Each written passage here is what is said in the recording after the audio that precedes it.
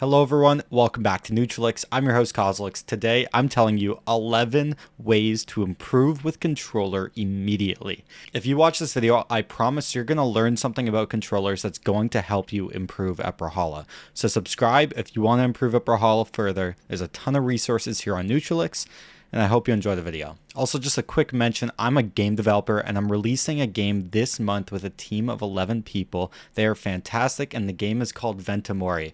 It's a two-player asymmetrical game where one player's on a planet, the other's on a space station, and you two have to work together to solve puzzles, uncover secrets, and escape from the planet. The game is fully networked and completely free, so you can play multiplayer with anyone around the world, and it's designed to be as accessible as possible. There's simple controls and literally anyone in the world can play it. So highly recommend check out VENTOMORI and wishlist it on Steam if you like what you're hearing. Check it out at the link down below.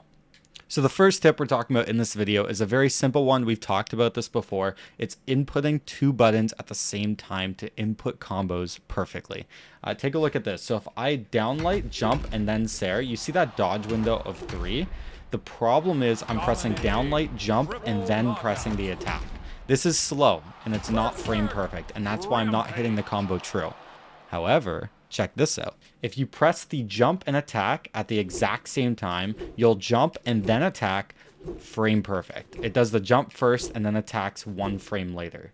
So with this in mind, now I can hit combos consistently true every single time, and it's the exact same for specials.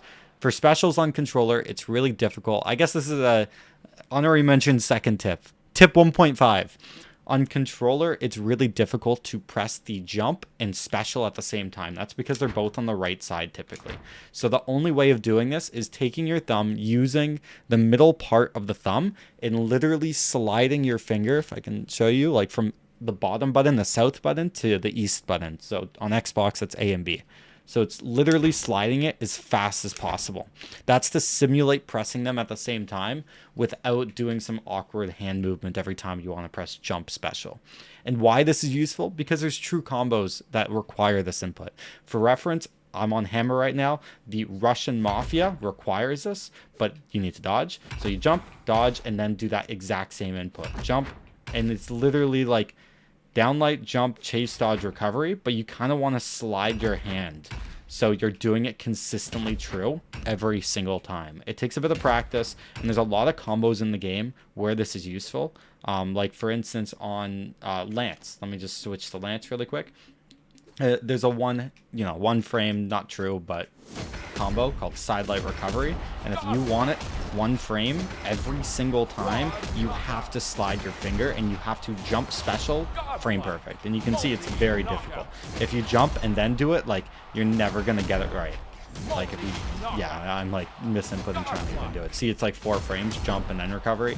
But if you slide your finger, you're gonna do it 1 frame or 2 frames basically every single time. The actual second tip of this video is just talking about the controls for controller. The number 1 tip is use the default controls. And the only control I ever change is the left bumper, and most pros do not do this. I don't necessarily recommend it. But that's the only controller, like that's the only difference I have compared to the default. If I reset all, check this out. The default is awesome. There's one setting that we might want to change, but this is perfect controls.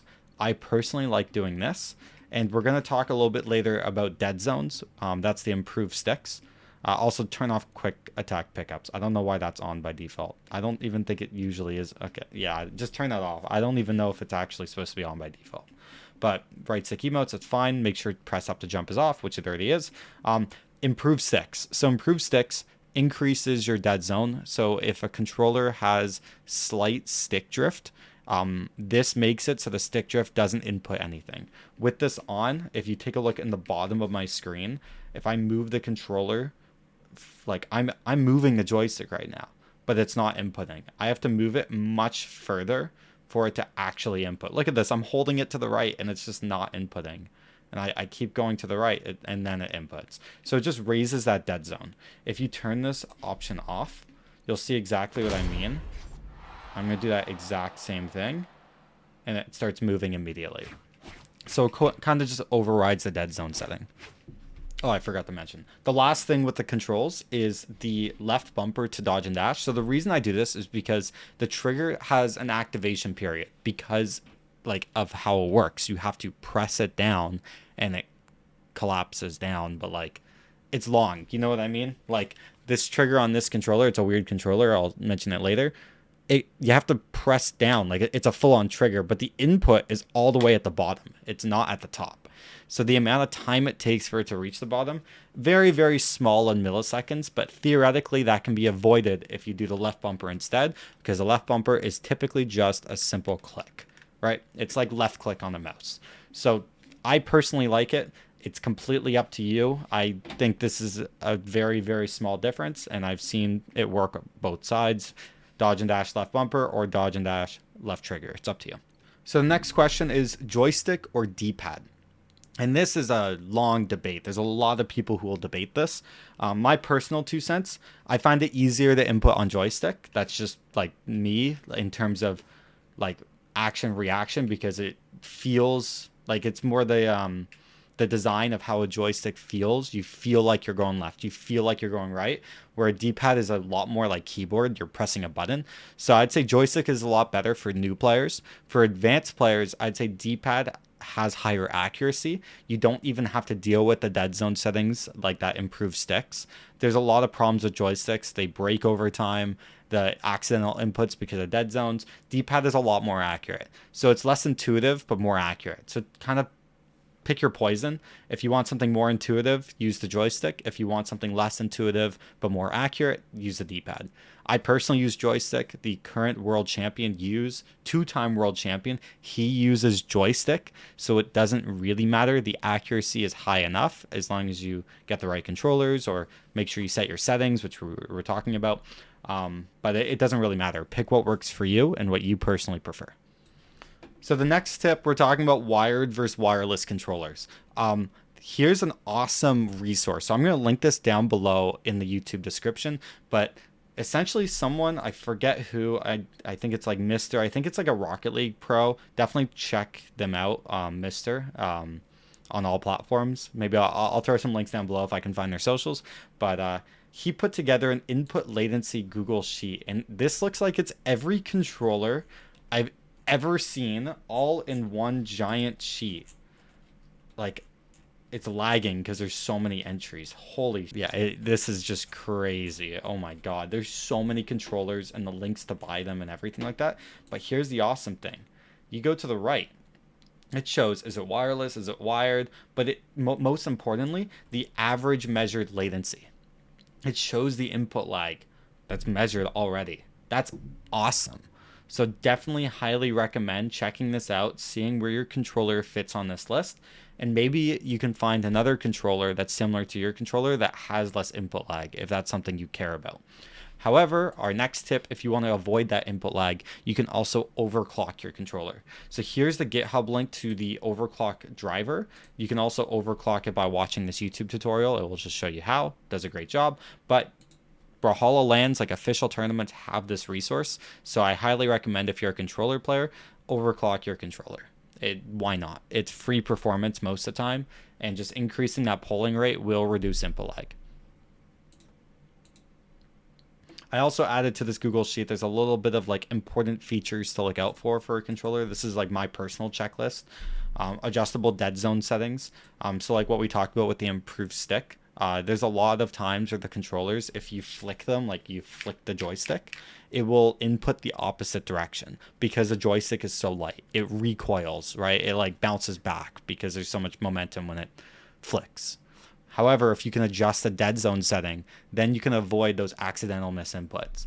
And this is an oxymoron to the next thing on the checklist. Go for lighter joysticks. If you're a joystick player, lighter joysticks make it easier to input movement, but they create more recoil. That's why you kind of need both. You need light joysticks that also have dead zone settings. That's extremely important. An adjustable D-pad for D-pad players, just so you can pick and choose which D-pad to use, 100%. Bumpers that have a quick press. I personally bought a scuff controller like years and years ago, like 5 to 10 years ago, and the bumper felt terrible. It felt squishy. It was like a trigger almost. So quick press bumpers, so you can have quick inputs that aren't one of the main 4 buttons on the like right side of a controller. Having the bumpers be a different purpose than the triggers is very important. Also, a controller that's easy to clean. Controllers, you don't swap them very often. So something that's easy to clean is definitely important, but most controllers are, so this doesn't really matter. But, you know, if a controller has an option like this, Scuff controller is great. The only problem with it is the joysticks are kind of heavy. But check this out. Boom, take the joystick off. Wow. Kazam. It's a great controller. This controller, I'll link it down below. Best controller I've ever bought, except for the one problem of the joysticks being a little bit heavy and I can't adjust it. But it's a price I'm willing to pay for now. So we've been going over a lot of information. So I'm pretty sure this is tip 9 by now, but there's definitely more than that. This tip is essentially just understand the pros and cons to controller versus keyboard. I'm not here to tell you what to play, but understand what the advantages and disadvantages are so you can make the right decision yourself. Because maybe you might like keyboard. Like if you are someone who already plays the piano, keyboard might be a good option, because one thing with keyboard that's better than controller is keyboard is much better at advanced inputs. You can press many different buttons any different way you want with keyboard, a lot more customizability. It's great, and it also by default has a very low input lag compared to controllers from what I've seen. However, controller is a lot more intuitive. My controller just fell. So yeah, controller's a lot more intuitive. It's a lot easier for newer players. Even pros still use controllers. So if you want accuracy of your movement, I highly recommend controller. It's a lot more intuitive to be pressing left and right on the joystick than it is to be typing on a keyboard that you can't move to the left and move to the right. Controller's a lot better for movement in my 2 cents. Keyboard's a lot better for advanced inputs in my 2 cents. Now we have tip number 10. What's the best posture? Because posture is very important. I have wrist issues. I've been playing controller basically my whole life, but I've been a pro since 2017, and my wrist is a problem. Brawlhalla has hurt me in my day-to-day life. That's why I don't play professionally anymore. But there's ways to avoid that. And the number one thing, this is what I used to do. Don't do this. I would hold the controller up here. And like a dinosaur. It literally looks like a dinosaur, right? I'm just like this. You could see in old videos of me doing it. It's great for one reason and a problem for another. On the pro side, I feel like I can like see the inputs, like I'm inputting more accurately because it's closer to my eyes. I can see the inputs, and like it's probably placebo, but like me personally, the further I am from my like away from my controller, the less confident I am in my inputs. When like you're playing Brawlhalla, every input matters. Your character is your real life person. You got to treat them the same. You do not want to die in the game. So accuracy of your inputs is arguably the most important thing in the world. So that's kind of why I did it. But the problem is I'm holding my controller now with purely my wrists, and that's pretty dangerous. The best in between of the two is basically holding your controller on your lap. So then you can use your lap as a rest. So your wrists don't have to do as much work and they can focus on inputting buttons. That's the best posture. If you're younger, you could definitely do this. I just wouldn't do it forever. And this is my 11th tip. And this kind of goes hand in hand with the 10th tip. Don't over practice. There's no reason to be playing Brawlhalla on a controller for more than 3 hours in a single day. It's not going to do anything for you. Unless you're in a tournament, and if you're in a tournament, take lots of breaks in between matches. There's no point in just playing and playing and playing. If you're playing for more than 3 hours of pure gameplay in-game a day, like, stop. That should be the limit. That's the cap. 3 hours in-game, like actual in a match, not in the main menu waiting. So really limit that practice, but not too much. Obviously, 3 hours in a day, that's a lot of practice. I'm just telling you the maximum. Don't do what I did. I don't want people in the comments to be commenting in 5 to 10 years saying, I got wrist issues because you told me to play the game more.